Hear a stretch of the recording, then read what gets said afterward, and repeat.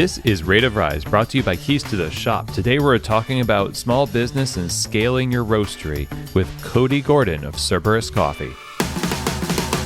Well, hey everybody, and welcome to another edition of the Rate of Rise series, where we have elevated conversations on roasting with professionals, subject matter experts, founders, and of course, roasters all over the world.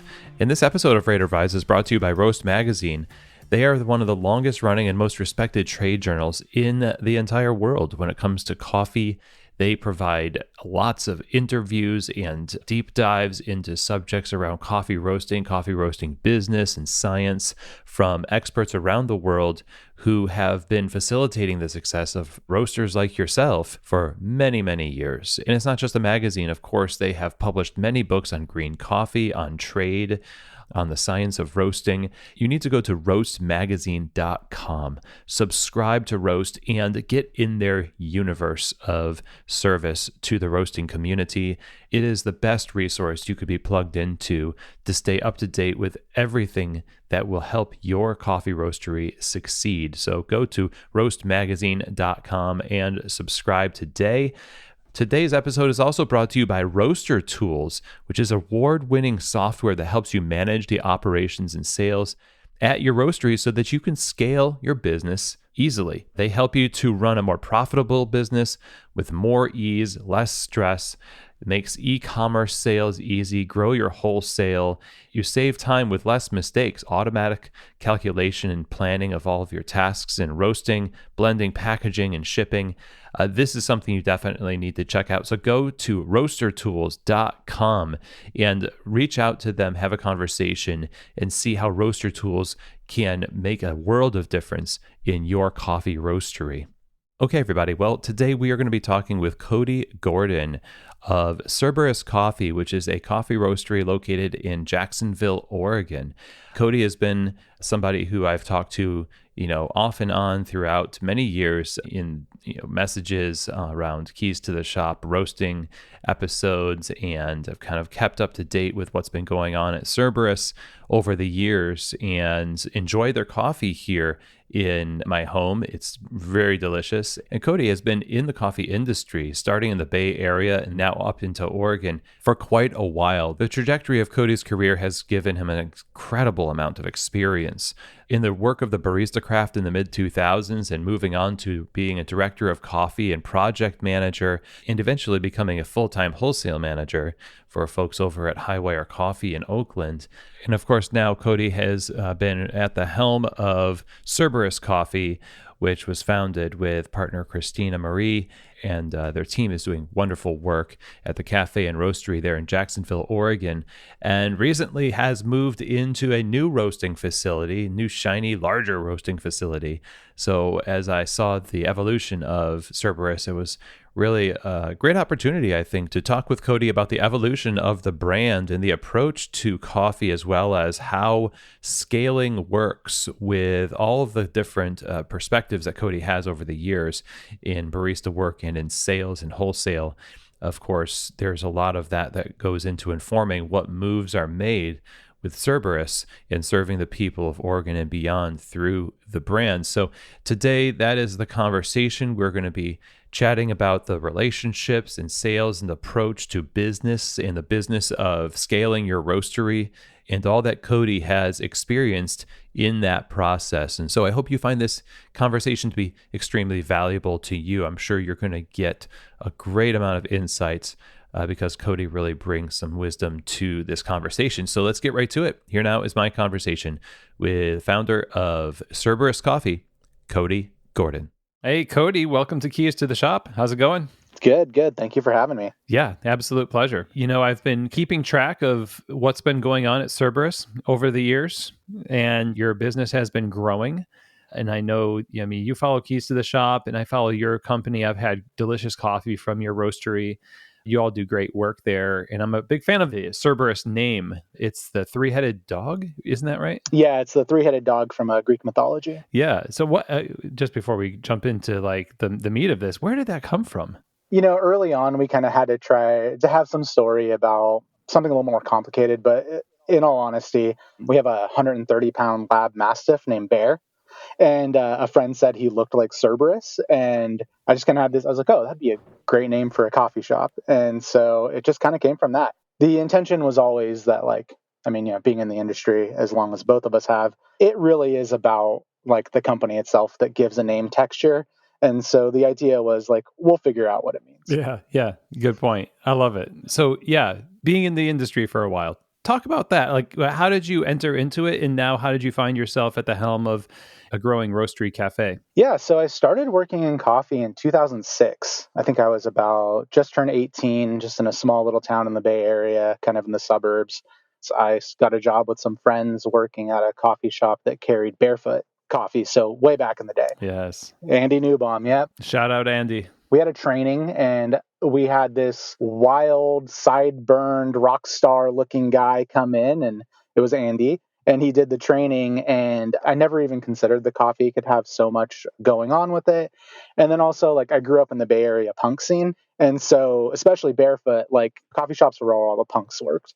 And so we would, save our tip money, go to shows on the weekend. And so I just kind of got into it that way. Nice. And so from there, did you go to like competitions, and did you get into roasting pretty soon thereafter? So I took a break from coffee for a few years, just kind of, I lived in Tacoma, Washington for a while with some friends and kind of just did, odd jobs here and there. I'd moved back to the Bay Area and I got a job at a small coffee shop where I originally met John Laird. Yeah. He had recommended that I was going down to Modesto, California to visit people, and ran into a coffee shop there, and he'd mentioned his friend Tony Serrano. And so I actually moved to Modesto to work for Tony. I begged him to hire me, went in there 5 times, had like a custom cover letter. And yeah, so I started working for Tony Serrano at the Serrano Social Club at the time.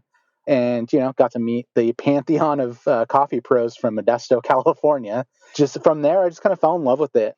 Tony gave us all really awesome opportunities to just kind of like really experiment and experience like what the industry was all about. And he had previously done sales for Barefoot. So it kind of kept that lineage of knowing Andy too. And then from there, I ended up moving back to Oakland, and I worked at Modern Coffee with Chris and Nelson for a while, kind of helped run some coffee programs at some other places. And then eventually got asked, when I was 23, got asked to build and help open Coffee Cultures, which was a coffee shop in the financial district in San Francisco. And they have a location in Alameda as well.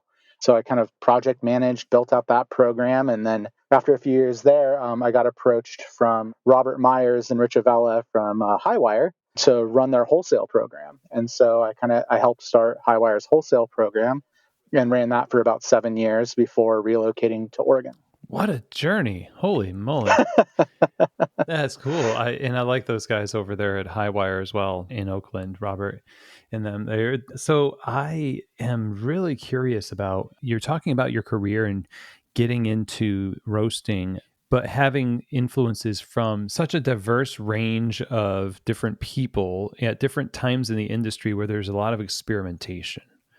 There's a lot of either this is how we do coffee and there's no other way, or we're going to do coffee different and now there's no other way besides that. And especially as a wholesale representative, I'm imagining that some of how you communicate coffee in a sales way is the company itself, like how we want our coffees to be represented, but your understanding that you gained over the years of being in coffee. How did you kind of marry the two, like Cody's history along with the needs of the business, and now this is kind of the way we communicate what coffee is and how we talk about it with prospective customers? Yeah, I think that that's like a really big part of what shapes and contextualizes Cerberus. And, I grew up in like a super poor family. Like I grew up like in the hood in the Bay Area, and that was my background. And, growing up, I wanted to be a chef, but nobody in my family could ever afford to go to college, let alone culinary school. Right. And so coffee for me was, I remember I didn't like coffee for the first 2 years. It wasn't until I tasted a natural and a wash Ethiopia next to each other that I understood the flavor dynamics that were there. Yeah. And I just kind of fell in love with that aspect of it. And so coffee for me was my way of like sneaking into the food world. I didn't graduate high school, grew up in some pretty hard circumstances, and I just like stuck with it. And it was really like a time and a place. And, I can never be too thankful for the opportunities that were afforded to me, and also understanding how lucky I was that I got those opportunities. And so when it comes to sales, it's like, at the end of the day in coffee, we're in the business of people. It's all about relationships. And for me, my process with sales, you lead with empathy, and having that empathetic voice and and being open to other people's experience, what they like, what they don't like. It's not about giving them the coffee that I love or giving them the thing that I love. It's about like helping them find the thing that they'll love. And so when it comes to sales, it's like that, it's such a more effective strategy. And I think, like, I forgot where I heard it, but someone said that like sales is like a transference of passion. It's like, here's what I'm passionate about. And if you see that I'm authentic with that, then maybe you can find something that you believe in or something that you find passion with inside of what I do. I like that. You talked about Tony in the Serrano Social Club in setting up opportunities for everybody to sort of get involved in the industry, and that kind of setting of the stage and giving a platform to discover sounds similar to what you're talking about.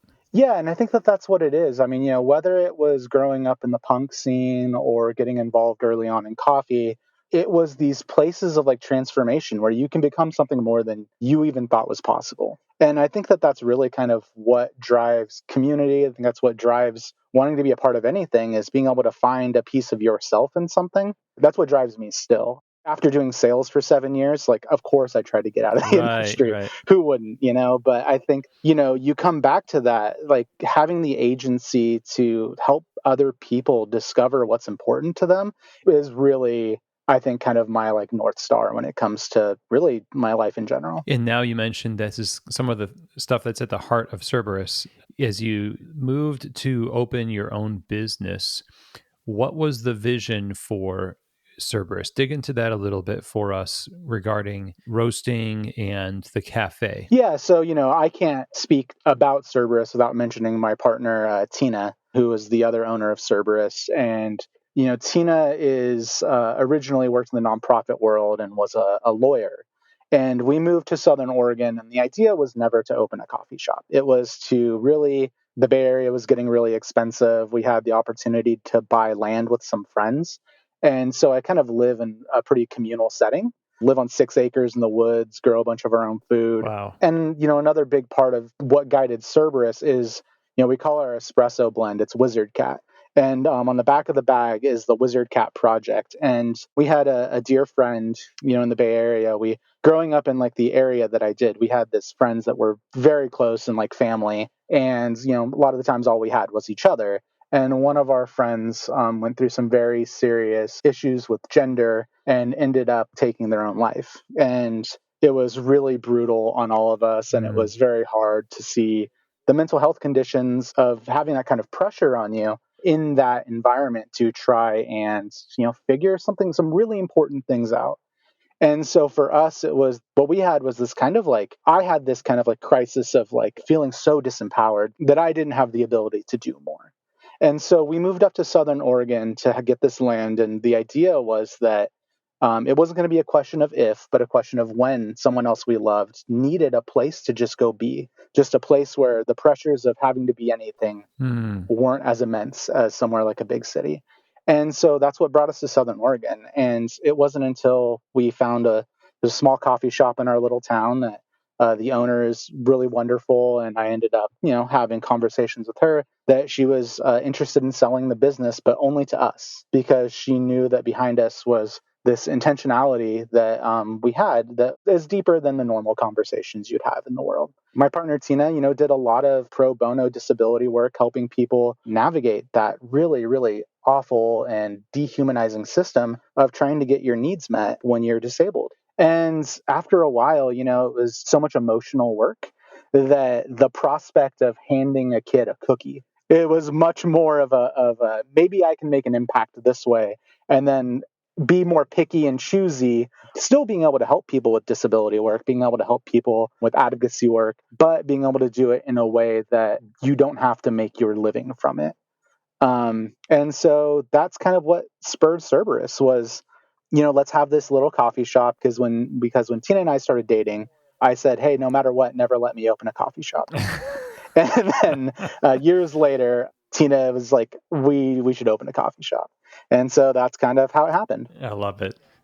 Just when you thought you were out, they suck you back in.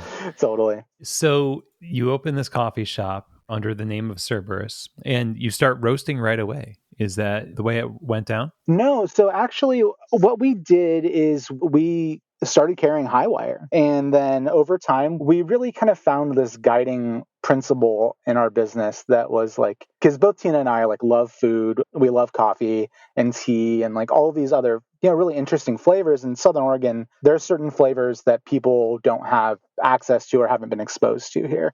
And so we have this idea of like, our goal is to kind of be the conduit and give people the opportunity to try something new. We started kind of doing a rotating roaster thing, and we carried Cat and Cloud for a while. We've both met Jared Truby a gajillion times, and I had interactions with like Chris Baca when I lived in Modesto because he's also from there. And just love what they're about, and it was really inspiring when doing Cerberus, kind of hearing them talk about business. And then we also started carrying coffee from Flat Track Coffee out of Austin, Texas. An old friend of mine, Justin, was the head roaster there.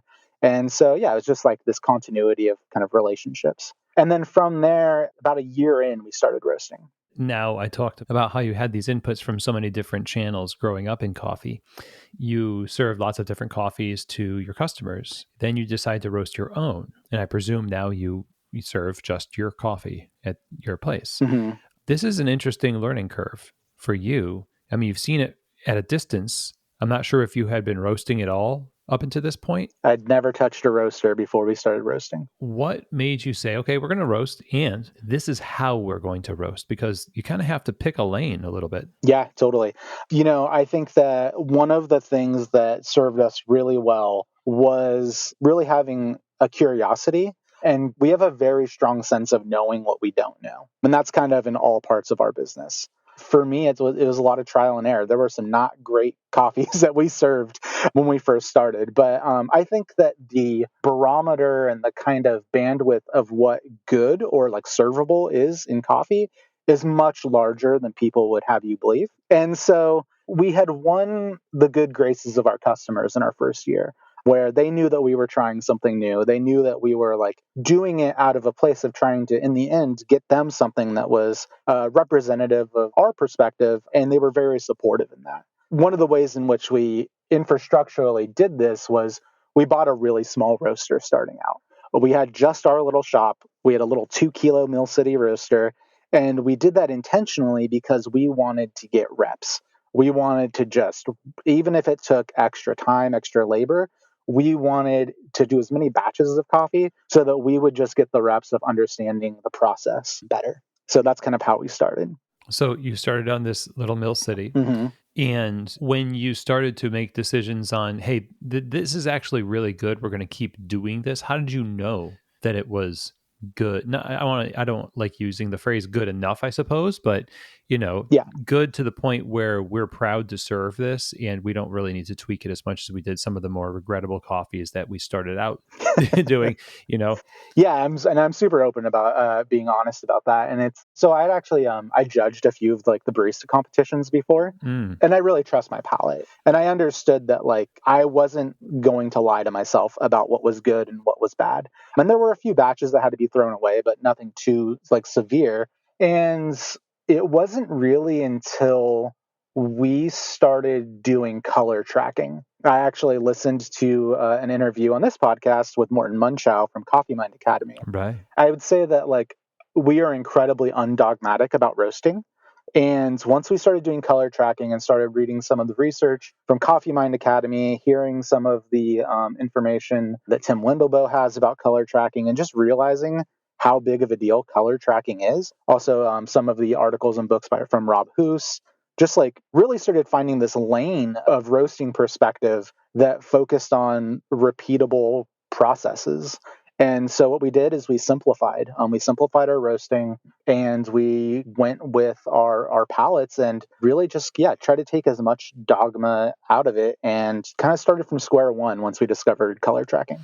So now then applying color tracking and getting more consistency in your coffees. And now you got your first maybe lineup of how many coffees do you consider like your sweet spot for offerings? Well, we have three. We have a dark roast, an espresso, then like a straight up medium roast blend. So I think we have probably about 8 coffees, usually 4 single origins in there as well as a decaf. Mm-hmm. Now, you have to be a business person too in the midst of all of this. There's the artisan, the craft of coffee roasting, the science of it. And as you get your reps in with Mill City and you apply these quality control measures, and I'm sure thinking about your between batch protocol and all the good stuff, right? Yeah, There's the business of it where now to roast your own coffee, you're investing into this as a business. absolutely. All of that sales role that you wanted to get out of, you're kind of back into it a little bit. You have to sell this coffee to other people. Was wholesale close on the heels of just roasting for your own cafe? It was pretty close. It wasn't, we had like a few kind of quarterly or like, once a year kind of wholesale features for a while. So originally we started working, we have this really amazing friend we live in the Applegate Valley in Oregon. And we have this friend, Chris Jagger, who I can't say enough amazing things about this person. He owns a 40-acre farm with a warehouse on it and is just this keeper of infrastructure for anyone who wants to try doing something. And he actually let us roast at his farm in a warehouse with our roaster for free for like over a year. And we got everything all like specced out and everything.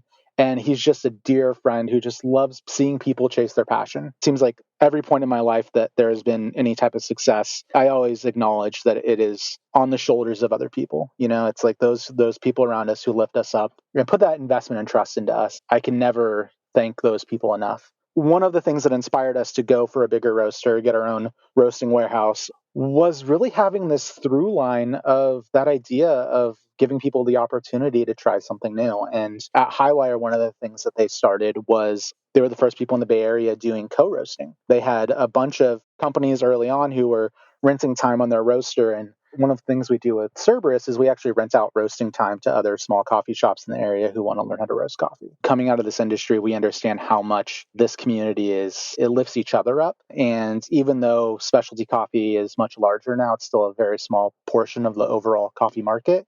And to get back to your question, my goal was to never be a coffee roaster. I like it. It's fun. But my actual passion is seeing other people learn something new and to see them try something new. And so I actually don't do the bulk of our roasting. And as quickly as possible, I handed that off because my skill set is more in the business development side. It is more in the sales side. And once we could simplify and make consistent our roasting practices, it didn't need to be this gate-kept skill set that just existed in one or two people. What it became was just another task in production that's just as important as labeling a bag, that's just as important as correctly putting together an order. We have a roasting team of 3 people, and everybody on our roasting team can hop on or off the roaster at any given moment. It's not a gate-kept role in our company.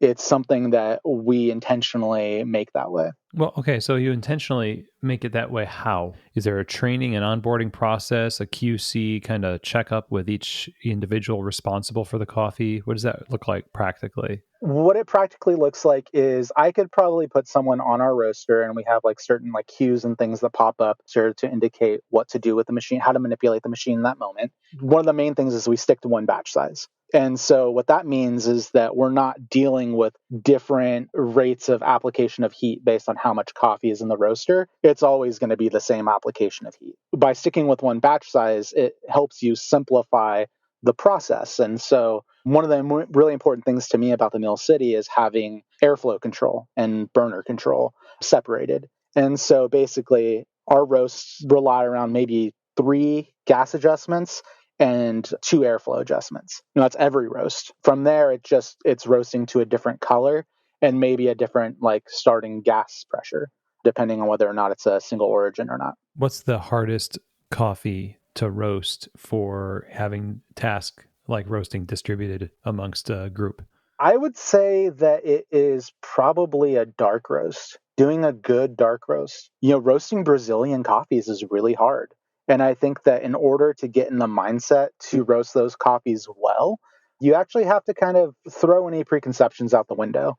because it's an amount of patience and it's an amount of trusting and adjustment, because one of the reasons why we have these kind of preset ways in which we roast is because if you're trying to make a gas adjustment to alter a roast 8 minutes into the roast, it's likely already too late to make that adjustment. We roast with anticipation is how we roast. And so being able to trust that it's all going to go well in the end on such an extended roast, I think can sometimes be a little bit nerve-wracking. That does, yeah. Living in the future a little bit is hard to do. And then I love that so many roasters, yourself included, have this artful pursuit of darker coffees, which is I feel like a re-democratization, I guess, if coffee where it used to be this way. I mean, you coming from the Bay Area, you've got, especially working in like Oakland, you still have all the folks that would come to like one of the high wire places that are all like the old Berkeley clientele, all want that Pete's. Yep. They all want that dark. I don't know. It feels like sometimes that's an escape from artisan, right? Like it's dark, so it doesn't matter. But it sounds like this is the exact opposite. It's like the most trepidation we have to get it right is with the dark roast. What a time to be alive. Yeah, it's a bit different, right? And I guess like going back to your question, particularly about sales and wholesale and how to kind of trust building a roastery and knowing it was going to work out. One of the things that I learned in the Bay Area doing wholesale was how distribution works. I worked with Twitter and Facebook and LinkedIn and all of the big tech campuses. And what you come to realize is that there are other avenues of getting your coffee out there. And I think that many times when we start roasting companies or when people start to sell their own coffee, it's this idea that coffee shop X in town is going to want to buy my coffee. And it's like, sure, they might, and it'll be great if they do. But I think that what we're doing is we're trying to build a stronger basis of distribution and infrastructure so that really we're creating the hours that need to be filled, and then we're able to employ more people, bring more people into our culture, be able to empower people to try something new. If you want to come into the roasting space and put in hours there, like you can, and being able to have that labor available has been a really big part of what we do. We currently sell coffee on Trade Coffee, which is a wonderful outlet, and can't say enough good things about the people over at Trade. They're really wonderful. And Trade was kind of the reason we never started a big subscription business before working with them, because our goal was to work with them. And one of the ways in which we grow our business is we don't try to do other people's jobs. They've put so much money into what they do and so much research. We're not going to reinvent search engine optimization. We're not going to reinvent fulfillment. Like, it's all putting coffee in a bag. And so by partnering with the right distributors, that really gave us the confidence to move forward and to do it in a way that we feel is stable and a way that just helps us really grow our infrastructure, grow our systems. And so, we actually mainly focus on working with distributors and grocery right now.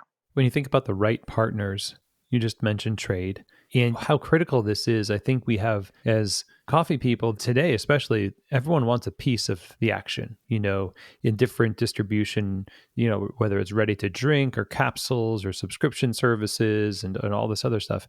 Everyone's got an idea for what your coffee can be sort of overlaid on. And it's tempting to just say, yeah, you want me, and that's good enough for me. Yes. I say yes. How do you say yes to the right opportunity without feeling like, oh man, maybe I passed up a good opportunity. I just don't know. I don't have a framework to look through. How would you advise somebody to do that? I think that the number one guiding principle when it comes to sales and when it comes to, maybe number two next to empathy would be transparency. When I'm negotiating with someone, I pull up a spreadsheet and I'm like, hey, here's what it costs me to produce a bag of coffee, like including labor. And that kind of helps guide the conversation, because it's like, I'm going to show you everything. Like, I have nothing to hide. You can see everything that we do.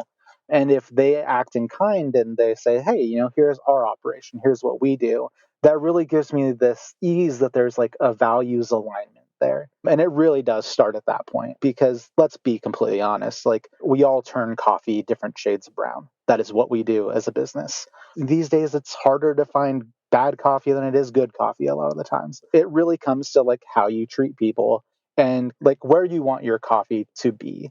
And for us, it's like, I want it to be accessible.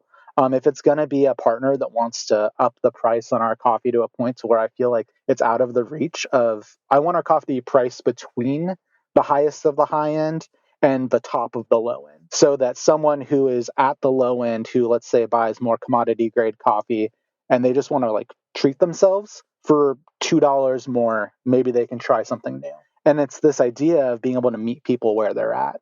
And, coming from like my background, it's like, I kind of have this feeling that everybody deserves nice things. And so I want us to be approachable and I want us to be in that wheelhouse where people are willing to give us a try. And so those are the opportunities I look for is people who kind of lead with empathy as well and kind of have access to a market that we're still working on converting people to specialty. I want to be the person who does that. When you think about what goes into that goal of converting people to a different kind of coffee than they might be used to, making it accessible, you're thinking about the cost that you have to profit from this in order to turn that money back into opportunity, both for the business expansion is also the roles that you can give other people. This is your goal. There's that whole community of producers that you have to choose from, which is overwhelming in and of itself in terms of roasting, making the right selection, because, you can only make that coffee, if you use great raw products, you have the higher potential for great products. So what is your approach to sourcing in order to achieve the goals that you were just describing? One of the things that I knew nothing about going into this was coffee sourcing, how to buy green coffee. It's such an opaque world at times. And many times it's kind of like not something that's openly talked about in companies that you work at, or it's someone in particular's job and you kind of never get an explanation of why a coffee's bought. It's there. For me, it was really about finding a good importer to work with. And for us, we work pretty exclusively with Falcon coffees. One of our caveats is we won't buy coffee where we can't have farm gate pricing. If we don't get, access to the price that the producer was paid for the coffee, we won't buy it. It's an ask that we make of Falcon, and that Falcon already has the infrastructure to provide that information. And so for us, it's, we know that if we're buying a lower price Brazil, we have a verifiable paperwork that shows the producer was paid a fair price for it, or maybe what is fair in that moment, definitely over like commodity pricing, significantly over fair trade. And we kind of have that traceability. And so, I think that one of our goals in the future is to get to a point to where we're able to buy coffee from coffee producers with multi-year contracts that aren't score dependent. Because I think that one of the things about coffee is it's an agricultural product that's built on colonialism. And that is something that we are completely honest about in our own company. And so when we talk about how we want to do business, it does come from that empathetic aspect of putting yourself in someone else's shoes. Producers don't get paid enough for the work they already do, let alone asking them to do something else. And so we do love the experimentally fermented coffees, the anaerobic coffees. There's a part of that we love. But our base coffees that we put into blends, we want to make sure that we can pay a fair price for them.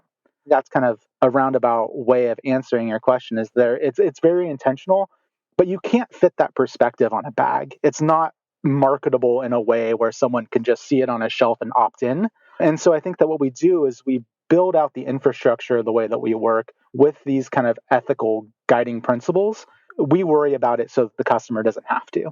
And as we start to share these stories and as we start to share these perspectives, we want to make sure that people just feel comfortable knowing that we treat people well.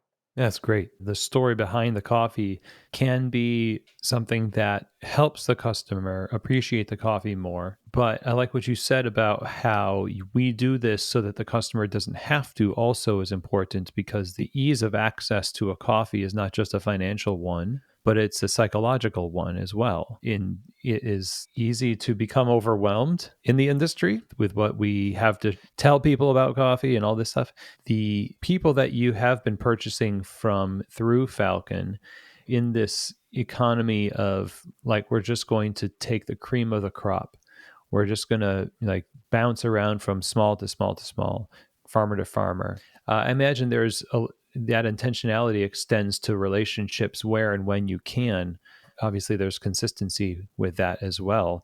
Is that part of the equation, just like longer term where you can? Yeah, absolutely. And I think that that's kind of been one of the most shocking things to me in having a roasting company is I had this idea in my head that you had to be a much bigger operation than we are to make an impact. And the scale, like knowing that there's plenty of producers out there that produce 7 to 10 bags a year. You can buy that pallet of coffee and you can say, hey, like, we want to pay an extra 20 cents a pound for this, and that still financially makes sense, but it's just as easy as doing that. It's a little shocking to me that, yeah, it's just a little shocking to me.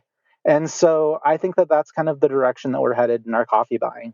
I want it to be easier to pay farmers premiums. I want it to be easier to buy spot coffees and say, hey, is there a way that we can actually pay a little more for this? Because sure, it's a $3.20 pound coffee, but like we want to add another 20 cents to that. The other thing that we're careful about is like these farmer stories, they're not ours to tell. And so we're not going to take those stories and tell them until we have some amount of a relationship or we have some communication with them to really make sure that what we're talking about is a business partnership and that we're not talking about using someone else's situation to kind of sell something that we're going to sell one off and never deal with again. Right. So it's not like poverty voyeurism or something like that. Exactly. Right. Got it.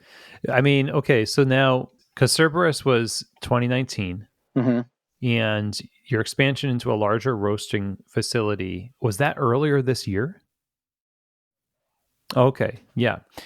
And now you've got a host of different coffees and people roasting coffee, a cafe using your coffee, others using your coffee. You've got all of this kind of extension of Cerberus. What is the biggest lesson that you've taken away from this expansion of this concept that sounds like, in some kind of back of your mind way, you're a little resistant to? Like the idea of, I don't want to open a coffee shop and I ever tried to be a roaster and all this fun stuff. What is the biggest lesson that you've taken away from this as an operator that this whole thing has taught you? Leadership, honestly, that like my actual job in this is not to be the one always roasting the coffee, to not be the one always pulling shots, but to really take the responsibility of leadership seriously and to understand that through this mechanism of a company, we have the ability to make the people who work for us and the people we buy coffee from, we have the ability to positively impact people's lives. And so while can say that I'm hesitant about or like reticent to be a coffee roaster, it's like I can roast coffee. I can pull shots. I can do all of these things. But none of these things define me in the way that like being able to help other people discover the things that they're passionate about. What it's taught me is kind of the classic thing you hear from a lot of people who've been in the industry for a long time is it was never really about the coffee. It's a vehicle in which we use to enrich people's lives, but it's really about the relationships and it's about helping people become something more than maybe even they think they can, to help be that kind of coach on the sideline that cheers people on. And so that's really what this whole thing has taught me, is that you can't overlook the importance of that and of continuing to learn and resource your team and make sure that they have the infrastructure and the resources, do the job well, and to do it with low stress, as a way that they can, something that they can be a part of. That kind of a perspective, I imagine, creates such an attractiveness and a magnetism for your brand, because that empathy, that intentionality, I mean, we know it when we walk into a coffee shop, whether or not things are right or not all right. And I think people tend to not really count that as much, but it really is a testimony to what you do on the back end and who you're doing it for and why you're doing it. And I'm so grateful that you've got that kind of a depth to the craft of coffee and the relationships of the people involved, and that we had this conversation. I think this has been hugely instructive for anyone listening who's wanting to start a roastery or expanding their small roastery. Thank you very much. This has been wonderful. Where can we learn more information about Cerburus? Obviously, we can subscribe to you on Trade. We know this, right? Where else? So we have our Instagram account is Cerberus Coffee Co. That's a great way to get a hold of us and to kind of check out what we're up to. My personal Instagram is Spro2Go. That's with 2 underscores in it. Yeah, I think that those are kind of the main platforms on which we kind of voice a lot of our perspectives and also kind of what we're up to. And be sure to check out the Wizard Cat project. It's our Wizard Cat espresso blend. A portion of all of the sales of that coffee go to trans and queer mental health projects in our area as a memorial to our friend who passed away. Yeah. Oh, and before we go, I would like to say that, it would be weird for me to talk about the industry right now without acknowledging the passing of Gianni from Nuova Simonelli. Oh my gosh. One of the most just welcoming, warm-hearted, just impactful people that I've ever met in the industry. It's people like that make me see what we can do with this. Cody, you're going to make me cry. I already did once, and you were 100%. It was just out-of-body experience to see the news, and we'll always remember those hugs and the smiles from Gianni for sure. The birthday wishes for everyone all of the time. All the time. He's such a great Facebook friend. It's not a lot of people you can say that about these days. That's right. Yeah. We love you, Gianni. All right. Thanks, Cody. Hey, thank you so much. Okay, everybody. Well, I hope that you enjoyed that conversation.